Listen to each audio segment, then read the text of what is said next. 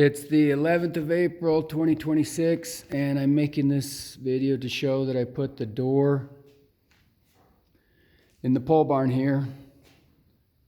They're going to make a game room in here, and so you can see what I've done. They've had me frame a wall on the inside of their pole barn because their pole barn's not plumb, and then it's better to insulate, and then they can do electrical. So then they wanted me to put a door in here, so this is what I did. I'll show you as best as I can how I did this, and we'll see what it looks like from the outside. So you can see there's the poles going all the way up for the pole barn, and then I built a big box the size of my opening. So since this is a 3'2" door, then my big box is roughly 3'2" on the inside, right?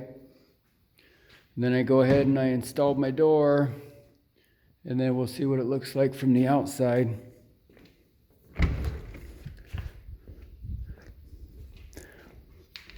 As you can see, of course, now it's a much thicker opening, so then I just installed my door inside here.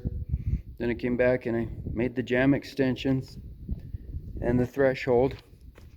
And so let me shut the door so you can see what it looks like from the outside. Alright, so there's the door shut, and there it is right there. And then I just came back and I kind of sealed the threshold. I guess the best way to do this would be come back later and put a storm door on the outside there of that thicker opening. I did the best I could with the threshold.